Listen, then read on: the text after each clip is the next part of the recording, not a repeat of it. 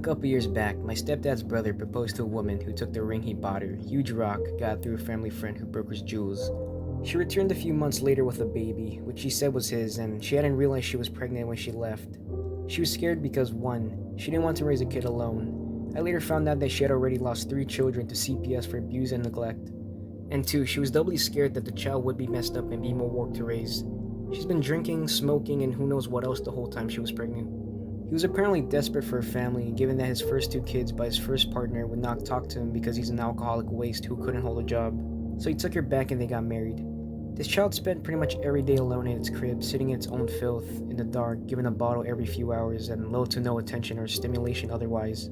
The house was almost literally a shack with a huge open hole in the foundation, about 10 feet across and 10 feet down, with exposed pipes, and no guardrails around.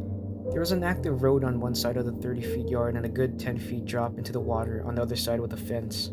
My uncle and his wife threw parties pretty much every night, drinking, smoking, occasionally people bringing meth and whatnot, and the police getting called all the time.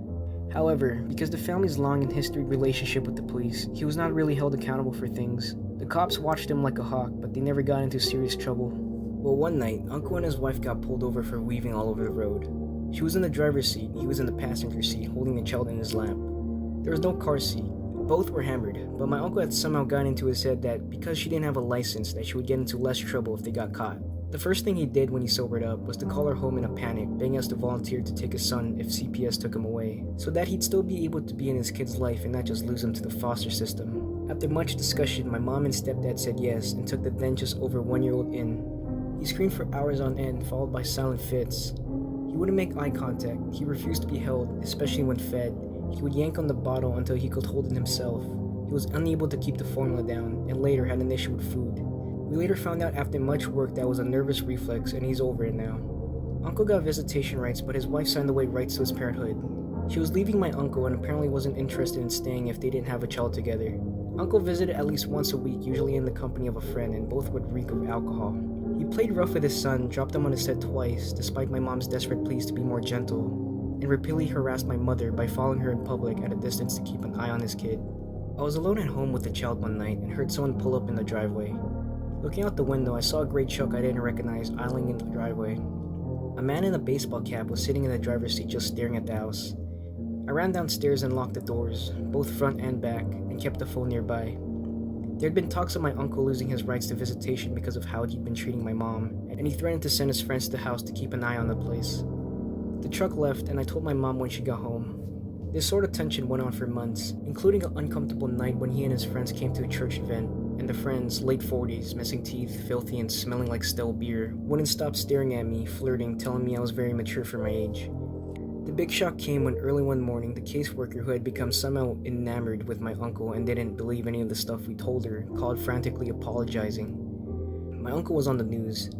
He and the friend he'd been bringing over had just been arrested. Apparently, he kidnapped an older woman, stripped her, and had been keeping her as a sex slave at his house for several weeks, with his friend living with him.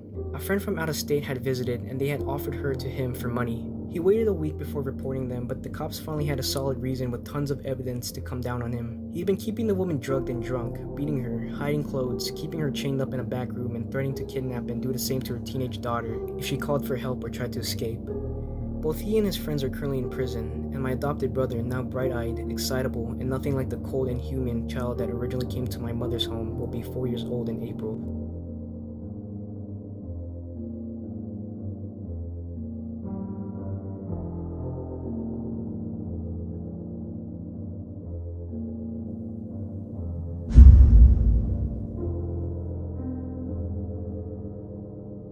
This actually happened to me when I was a kid. I'm a girl and was 8 years old when this happened. I grew up with my mom and my stepdad in an apartment in Chicago at the time. So you know, my stepfather was a crackhead who used, I'm pretty certain, every day. He was a pretty good father considering he was high all the time. I felt way more closer to him than I did my mother. We spent tons of time together after his morning walks. His habit got really bad. My mom was the only one who could work because he kept getting fired. My mom recently got new furniture. A whole living room set, 2 couches, lamps and end tables, rugs, She even got a new TV. She was pretty happy and proud, mainly because she was able to hide enough money from my stepfather to buy everything. A few days after she got everything, my mom and I went to Burger King.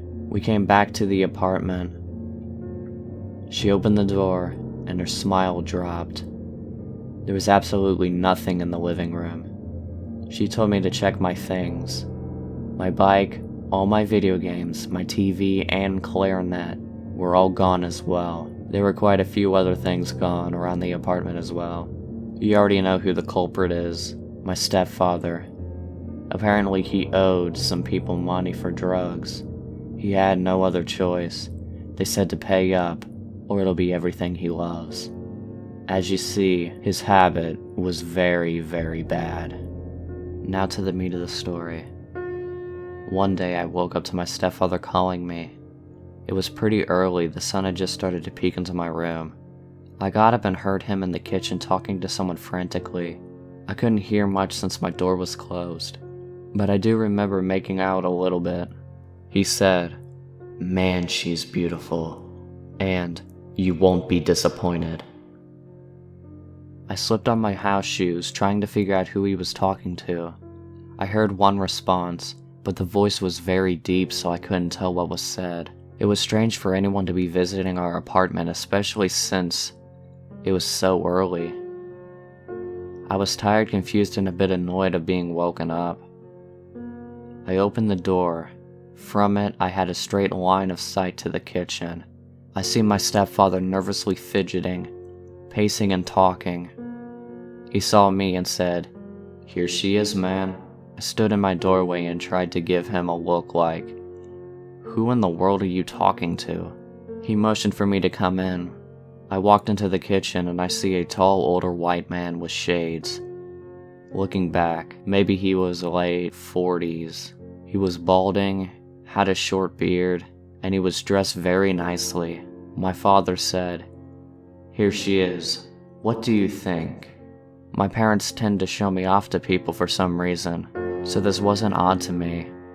The man looked at me, I presume, and looked back at my stepfather. My stepfather had the most nervous smile on his face I had ever seen. My father told me to give a twirl. I was not twirling in front of this strange guy, and definitely not this early, so he forcefully turned me.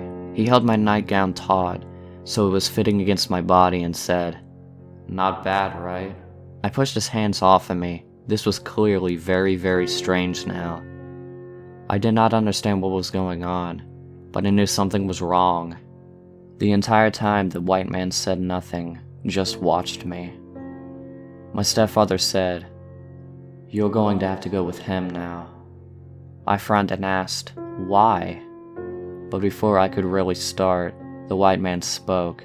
He squatted down to my height, smiled, and asked, "How old are you?" I said nervously, "I'm 8. He said, "You're a big girl then. Do you like school?" I said, "I love school." This little conversation and his smile made me feel a little bit at ease. I look over the man's shoulder and see my stepfather glaring at me, and it scares me. I have not seen him look like that, except at suspicious people to warn them not to mess with him. I keep looking back at my stepfather, trying to answer this man's questions, knowing I said something wrong to my stepfather's reaction. The white man glances back at my stepfather, while still squatting down at my height.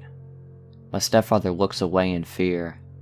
The man stands up, looks back at me, and says, "It was nice talking to you. You're a very smart young lady. Now go back to bed." I was not used to anyone giving me orders except at school or my parents, but I knew not to question it, and walked off to my room. I looked back at him as he was watching me. I stood inside my door, and looked back. He said, "Close your door, and go back to bed." I looked at him, and he smiled back and motioned for me to go on.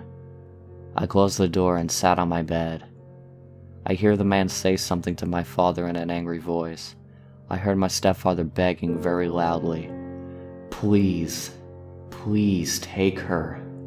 The kitchen has a door leading to the outside staircase. My window was pretty close to it. I hear the door open, so I slid my window open a crack. I hear my stepfather repeatedly begging please. The man yells, "She's a fucking kid." I try to peek out to see the staircase. There were two large men standing near the door and on the stairs. The white man punches my stepfather, presumably. I can't really see the whole scene. I hear a thud inside and outside. I suppose that's from him falling. The white man and the two men walk down the stairs into a nicely parked black car in the alley. I hear the kitchen door close, and soon after that my bedroom door opens. My stepfather is drenched in sweat and smiles at me sheepishly and says casually to not tell my mother. I just stare at him. And then he asked did I want to go to the park. I said no. He walked away and left the apartment. I sat there trying to put the pieces together. It clicked that my own stepfather was trying to sell me, more than likely to pay off a huge drug debt. Then everything else fell into place.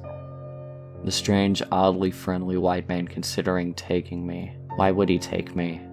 What would he do to me? Where would I go? What about my mom? Feeling of fear, anger, and sadness flooded over me.